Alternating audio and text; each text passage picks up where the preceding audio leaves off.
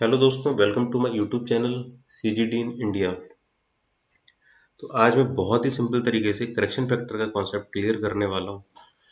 जैसे जैसे CGD companies में इंडस्ट्रियल और कमर्शियल कनेक्शन नेचुरल गैस में बढ़ रहे हैं, हमें करेक्शन फैक्टर के बारे में जानना बहुत ज़्यादा ज़रूरी हो जाता है। कई बार कस्टमर भी कंफ्यूज होते हैं कि जो मीटर है उनका उसमें कुछ और वॉल्यूम आ रहा है, कुछ और रीडिंग आ रही है, बट जो जब बिलिंग होती है तो फिर कुछ और वॉल्यूम आता है, कुछ और क्वांटिटी होती है जो बढ़ जाती है, क्योंकि वो जो क्वांटिटी रहती है वो स्टैंडर्ड क्यूबिक मीटर में रहती है, जो कि करेक्शन फैक्टर से मल्टीप्लाई होने के बाद आती है।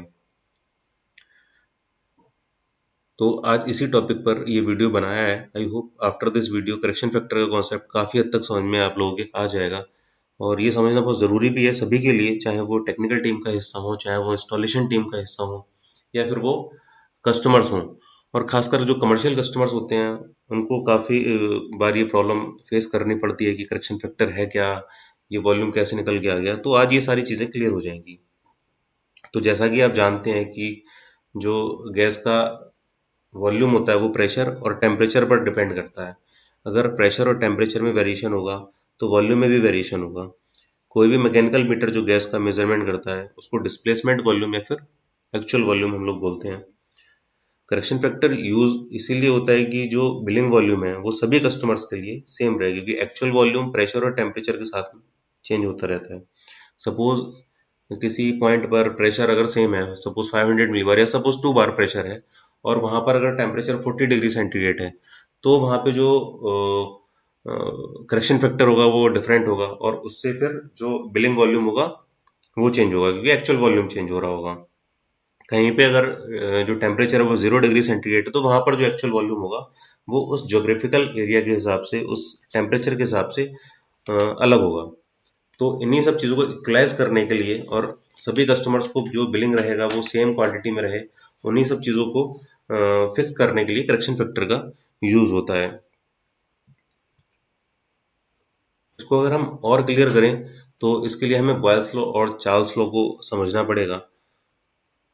जब नेचुरल गैस को सेम वॉल्यूम में कांस्टेंट प्रेशर पर हम टेम्परेचर बहुत ज़्यादा डाउन करते हैं, -159 -160 डिग्री सेंटीग्रेड तक ले जाते हैं, तो आपने देखा होगा कि जो वॉल्यूम में बहुत कम हो जाता है, इतना कम कि हम उसको एक टैंकर में आराम से कैरी करके एक जगह से दूसरी जगह ट्रांसपोर्ट कर सकते हैं।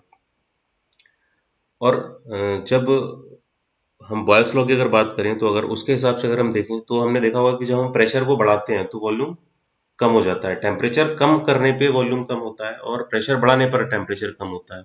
ये दोनों लॉ ये चीज़ बोलते हैं। तो प्रेशर को जब हम बढ़ाते हैं 250 बार तक जब हम ले जाते हैं, जब हम कंप्रेसर के थ्रू उसको कंप्रेस करके बहुत ज़्यादा नेचुरल गैस का प्रेशर बढ़ा देते हैं, तो आपने देखा होगा कि उसका वॉल्यूम इतना कम हो जाता है कि जो हमारी सीएनजी कार हैं, जो गाड़ियां हैं, उनमें हम उनको ईजिली कैरी कर सकते हैं। तो वहां पर हमने प्रेशर जब बढ़ाया तो वॉल्यूम कम हो गया, और टेम्परेचर जब हमने कम किया तो वॉल्यूम कम हुआ। तो ये दोनों लॉज इस चीज को बोलते हैं, बताते हैं। करेक्शन फैक्टर की जो कैलकुलेशन है उसमें इन दोनों लॉज को बस कंबाइन करना है और कुछ नहीं करना है, क्योंकि टेम्परेचर और प्रेशर का ही सारा खेल है, और उसी को कैलकुलेट करने के लिए इन दोनों लॉज को हमको कंबाइन करना है, और हमें एक करेक्शन फैक्टर आ जाएगा जो हमें उस ज्योग्राफिकल एरिया का जो टेम्परेचर होगा उसके हिसाब से कैलकुलेशन करके बता देगा कि क्या करेक्शन फैक्टर है। और एक्चुअल जो वॉल्यूम है, जब करेक्शन फैक्टर से मल्टीप्लाई करेंगे तो फिर बिलिंग वॉल्यूम आ जाएगा। उसके लिए इक्वेशन है p b is equal to n z r t.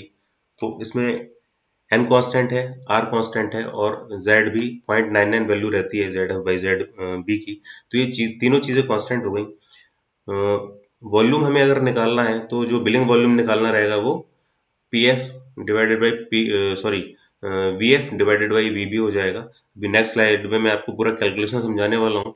तो उसमें एटमॉस्फेरिक प्रेशर कांस्टेंट रहने वाला है, टेम्परेचर कांस्टेंट रहने वाला है, एन की वैल्यू कांस्टेंट रहने वाली है, जेड की वैल्यू कांस्टेंट रहने वाली है।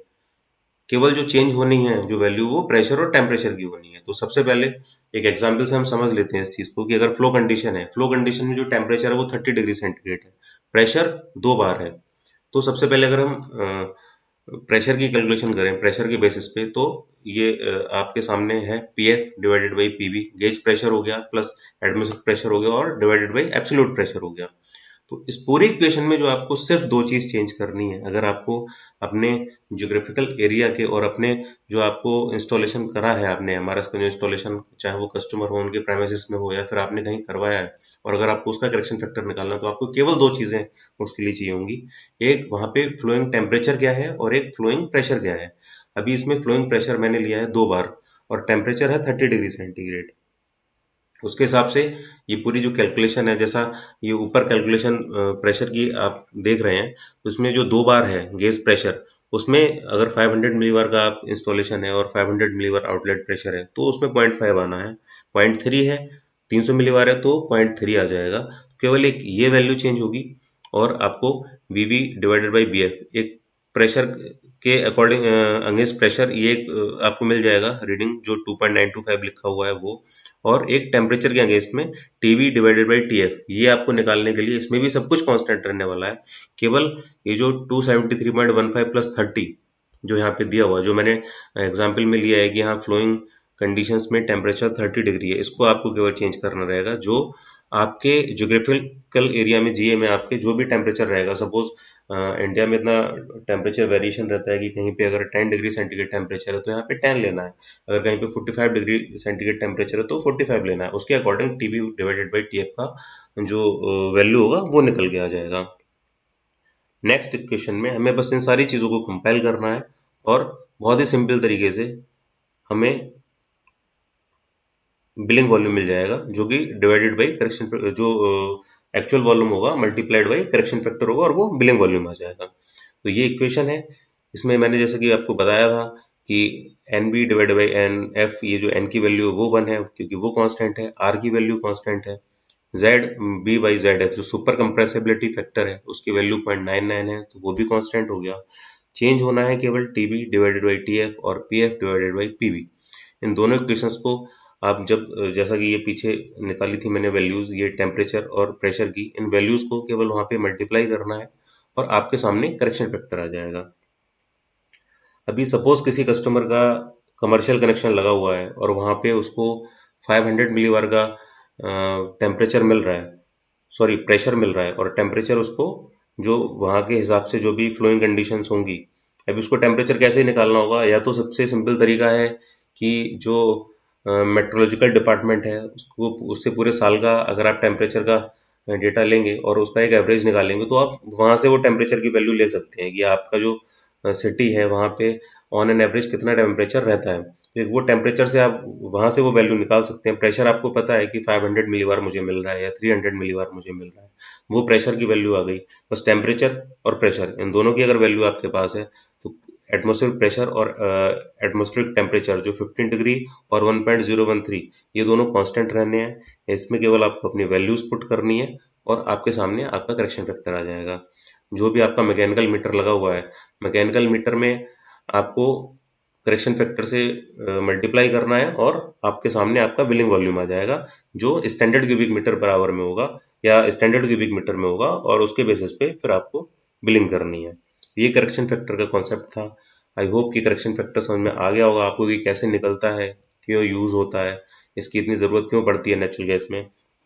आपने देखा होगा ऐसा कोई बिल नहीं होता, चाहे वो कमर्शियल हो, इंडस्ट्रियल हो, इवन डोमेस्टिक में भी करेक्शन फैक्टर जरूर दिया होता है, बट डोमेस्टिक में जो प्रेशर रहता है आउटलेट प्रेशर वो 21 मिलीबार रहता है, वो इतना कम रहता है कि हम वहाँ पे करेक्शन फैक्टर ना भी लगाए तो चलेगा, बट जहाँ पे प्रेशर आता है 300 मिलीबार 500 मिलीबार 2 बार, तो वहाँ पे फिर करेक्शन फैक्टर का जो कॉन्सेप्ट है वो ज़रूरी हो जाता है और वो आपको पता होना चाहिए।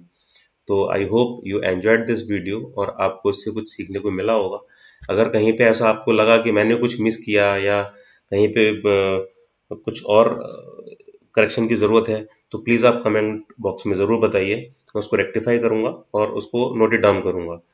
तो thanks to all to watch this video, और चैनल को ज़रूर सब्सक्राइब करिए, लाइक दबाइए, शेयर करिए ताकि ज़्यादा से ज़्यादा जितनी भी सीजीडी से रिलेटेड इन्फॉर्मेशन है वो सभी लोगों तक पहुँचे और इंस्पिरेशन मिलती रहे नए नए टॉपिक पे नए नए वीडियो बनाने के लिए। थैंक्स।